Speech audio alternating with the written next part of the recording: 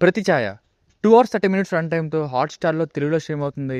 నిజానికి రిలీజ్ అయిన రోజే స్టార్ట్ చేశా చూడడం. అప్పటి నుండి 3 రోజుల పాటు చూస్తూనే ఉన్నా ఇప్పటికయింది. అంత నీరసంగా అనిపించింది మూవీ. ఈ మధ్య రివ్యూస్ తక్కువయ్యాయంటే ఏమైందో ఏమో! ప్రతి సినిమాని అరగంట చూడడం, చిరాకొచ్చి ఆపేయడం, అలా తలపోటు తెప్పించేలా ఉంటున్నాయి సినిమాలు మరి. మీరే చెప్పండి, జాన్వరి నుండి దాదాపు ఒక 50 మూవీస్ వచ్చుంటాయి తెలుగులోనే. ఎన్ని బాగున్నాయి అందులో ఒకసారి లిస్ట్ చెప్పండి పోనీ మీరు. ఇక ఈ 'ప్రతిసారి' మూవీ విషయానికొస్తే చూస్తున్న కొద్దీ ఇంట్రెస్టింగ్‌గా మారుతుందేమో అనిపిస్తుంది. కానీ అక్కడ ఏముండదు. ఇంతకంటే బెటర్ స్టోరీతో 'రానా' గారు మరియు 'శేఖర్ కమ్ల' గారి 'లీడర్' మూవీ ఎప్పుడో వచ్చింది. అది ఇప్పుడు చూసినా సరే ఫుల్ సాటిస్ఫాక్షన్ ఇస్తుంది. ఈ 'ప్రతిసారి' సినిమా మొత్తం ఈ స్టోరీ ఇది అని రియలైజ్ అయ్యాక ఏంటి ఈ స్టోరీకి సీఎం అండ్ పొలిటికల్ సెటప్‌నే ఉండాలా ఏంటి అనే ఫీలింగ్ కలిగింది. ఇదొకటి ప్యాషన్ అయిపోయింది ఈ మధ్య ఈ మలయాళం సినిమాలకి. 'లూసిఫర్' సినిమాని చూసి ఇన్‌స్పైర్ అయ్యారనుకుంటా. ముందొక రాజకీయ నాయకుడు వస్తాడు. తర్వాత ఇంకెవడో వస్తాడు. 2 డైలాగులు చెప్తాడు. కాన్ఫరెన్స్‌లు, మీటింగ్‌లు పెడతారు. 2 ఎలివేషన్‌లు ఇంకెవరినో దింపుతారు. జరిగిందేమైనా ఉందా అంటే ఏమీ లేదు. ఇంకెప్పుడొస్తాడు హీరో అనే టైంలో హీరో వస్తాడు. మళ్ళీ అలా సాగతీసుకుంటూ ఇంటర్వల్‌కి మెయిన్ పాయింట్ స్టార్ట్ చేస్తారు. మళ్ళీ lag Pro Max narration second half. ఇక్కడ అదే జరిగింది. మళ్ళీ మా సినిమాలు చాలా ఫాస్ట్‌గా షూటింగ్ అయిపోతాయి. రిలీజ్ అయిపోతాయి. తెలుగు సినిమాల్లాగా ల్యాగ్ ఉండదని బిల్డప్‌లో ఒకటి మళ్ళీ.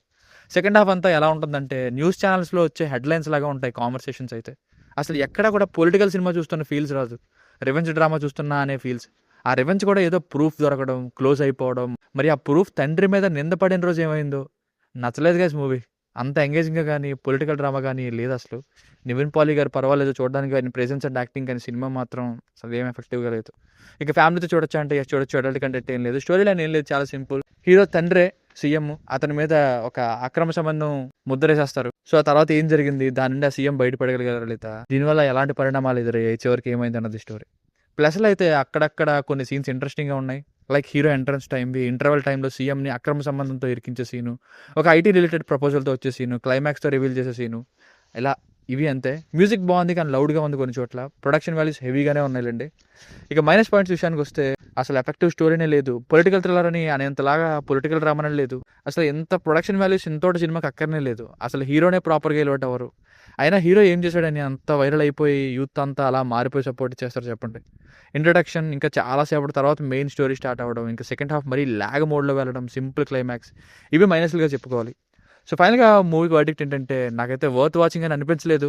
ఎప్పట్లానే మ్యాక్స్ మలయాళం సినిమాల్లానే ఇది కూడా లెంథీగా డ్రాగ్ చేశారంతే. ఇంట్రెస్టింగ్‌గాను, ఎంగేజింగ్‌గా గాను నెక్స్ట్ ఏమవుద్దో చూడాలనేలా అయితే లేదు. It's disappointing political thriller for me. దీనికి రేటింగ్ వచ్చేసి నా ఒపీనియన్ 2.25/5. మీకు ఏమైనా వర్క్ నచ్చినట్లయితే ఇలాంటి మరిన్ని రివ్యూస్ కోసం మన ఛానల్‌ని సబ్స్క్రైబ్ చేసుకోండి. Thank you.